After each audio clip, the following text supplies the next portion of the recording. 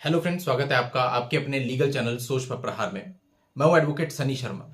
दोस्तों, आज की इस वीडियो में मैं आपको कुछ चीजें बताने वाला हूं, कुछ ऐसी चीजें जिनसे आप बिना पैसे लगाए ही कोर्ट से रिलीफ ले सकते हैं, बिना केस दर्ज कराए ही कोर्ट से रिलीफ ले सकते हैं।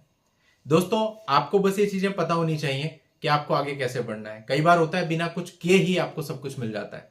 तो आज के इस वीडियो में टेक्निकली और लीगली, चाहे आप पति हैं चाहे पत्नी हैं, आपको कुछ ऐसी चीज बता रहा हूं कि आपको उससे बहुत फायदा मिल सकता है और उसका कुछ टेक्निकल एंगल भी आपको बताऊंगा। देखिए, कई बार होता है पति अपनी तरफ से या कई बार होता है पत्नी अपनी तरफ से डाइवोर्स का केस फाइल कर देते हैं या कर देती है, और कई बार ऐसा होता है कि सेक्शन 9 का केस फाइल कर देते हैं। कई बार पति करता है, मैक्सिमम पति करता है, कुछ मामलों में पत्नी भी करती है।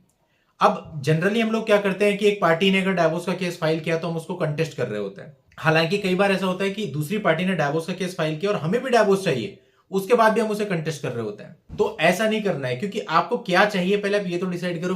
अगर आपको भी डाइवोर्स चाहिए तो आप कंटेस्ट क्यों कर रहे हो? 5-5 साल तक केस लड़ते रहते, बाद में कहते मुझे भी डाइवोर्स चाहिए। जब पहली पार्टी को भी डाइवोर्स चाहिए और दूसरी को भी डाइवोर्स चाहिए तो आप कंटेस्ट कर ही क्यों रहे हो? आपको तो सिंपल करना था कि डाइवोर्स के केस में आप एक रिप्लाई फाइल करते जिसमें सारे एलिगेशन डिनाई करते और लिखते कि भैया अगर ये नहीं रहना चाहती है तो मेरे को भी डाइवोर्स से कोई आपत्ति नहीं है, और मामला जल्दी भी आपका खत्म होता, आपको उसके बाद जाने की आवश्यकता भी नहीं थी, फटाफट आपका काम हो जाता।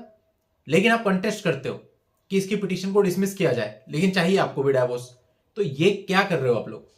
इसी तरह से दोस्तों एक और चीज आपको बताता हूं। कई बार ऐसा होता है कि आपकी पत्नी ने डाइवोर्स का केस फाइल किया, लेकिन आप उसके साथ में रहना चाहते हो, एक्चुअल में रहना चाहते हो। तो दोस्तों, आप डाइवोर्स को कंटेस्ट तो करते ही हो, लेकिन इसके साथ साथ आप एक काउंटर क्लेम सेक्शन 9 का उसमें फाइल कर सकते हो सेम केस में। मतलब जो केस आपकी वाइफ ने डाइवोर्स का फाइल किया है, उसी केस में आप एक रेस्टिट्यूशन ऑफ कंज्यूगल राइट्स का केस भी counter claim as a counter claim file कर सकते हो, यानी उसी केस में वो एक काउंटर क्लेम लग जाएगा। अब कई बार होता है कि पार्टी चालाकी करती है। पार्टी क्या करती है कि भैया इसने तो एक काउंटर क्लेम फाइल कर दिया और मेरिट पे आप ज्यादा स्ट्रांग हो, तो क्या करती है वो अपने केस को विड्रॉ कर लेती है।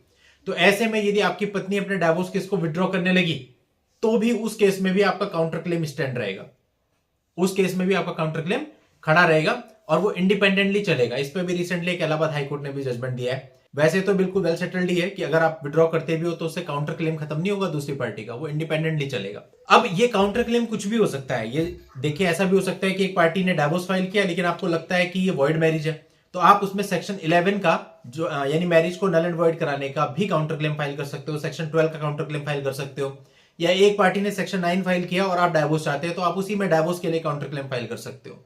इससे फायदे क्या होंगे कि आपको एक केस तो लड़ ही रहे हो ना, वो वाला जो दूसरी पार्टी ने फाइल किया है, आपको सेपरेटली एक और केस नहीं लड़ना पड़ेगा। तो यानी प्रोसीजर एक ही जगह चल रही है, जाना एक ही जगह पड़ रहा है, लिटिगेशन एक्सपेंसेस में फर्क पड़ जाएगा, और एक ही जगह से अगर आपको डाइवोर्स का रिलीफ मिलना होगा आपको वहीं से मिल जाएगा। उसका सेक्शन 9 खारिज हो जाएगा, आपका काउंटर क्लेम एक्सेप्ट हो जाएगा अगर मेरिट पे ऐसा होना होगा। तो इसके लिए आपको सेपरेट केस करने की जरूरत नहीं है। अब कई लोग करते हैं सेक्शन 9 उसका यहां चल रहा है, डाइवोर्स उसका वहां चल रहा है, कुछ और कहीं और चल रहा है। तो ऐसे मल्टीपल केसेस करने की जरूरत नहीं है। इससे आपको बहुत ज्यादा समय खराब होता है, बहुत ज्यादा पैसे खराब होते हैं और भागदौड़ भी बहुत ज्यादा हो जाती है, और कई बार इन्हीं केसेस को ट्रांसफर कराने के लिए आप ऑनरेबल सुप्रीम कोर्ट तक चक्कर काट के आते हो। तो आपका एक हिंदू मैरिज एक्ट का जो केस चलेगा, उसी केस के अंदर आप किसी भी रिलीफ के लिए काउंटर क्लेम डाल करके वो रिलीफ आप उसी चलते हुए केस में ही पा सकते हो। तो बहुत सिंपल है। और यह भी है कि अगर दूसरी पार्टी तेज बनती है, चालाक बनती है, वो अपने केस को विड्रॉ करना चाहती है, तो उसी का केस विड्रॉ होगा, आपका काउंटर क्लेम विड्रॉ नहीं होगा, वो तब भी वहां पे स्टैंड करेगा। यानी आप रिलीफ काउंटर क्लेम में उसके विड्रॉ करने के बाद भी ले सकते हो। तो दोस्तों बहुत इंपॉर्टेंट चीज है। अभी क्या है, मैं पत्नी को रखना नहीं चाहता हूं लेकिन मैं सेक्शन 9 फाइल कर रहा हूं, तो ये पूरे तरीके से इलॉजिकल है, ऐसा हमको बिल्कुल नहीं करना। अब मैं डाइवोर्स चाह रहा हूं लेकिन मेरी पत्नी ने डाइवोर्स फाइल किया, मैं उसे कंटेस्ट कर रहा हूं, बिल्कुल इलॉजिकल है। तो इलॉजिकल नहीं करना है। कुछ भी अगर होता है, किसी भी पार्टी की तरफ से केस आता है, सबसे पहले विचार करो मैं इसमें क्या चाहता हूं, और जो आपका आंसर हो उसी के अनुसार आपको व्यवहार करना है। ऐसा नहीं कि आप चाहते कुछ और हैं और कर कुछ और रहे हैं, तो फिर आप रिलीफ की उम्मीद नहीं कर सकते। आप एक अननेसेसरी प्रोसेस में पड़ जाएंगे, परेशान होते रहेंगे और मिलने वाला कुछ भी नहीं है। So you should be practical and logical in every step. दोस्तों, इस तरह से ये चीजें उतनी टफ और मुश्किल है नहीं जो हम अनअवेयरनेस के कारण इनको बना लेते हैं। तो अगर आप थोड़ा सा समझ के चलेंगे तो बहुत आसानी से इन चीजों को डील कर सकते हैं।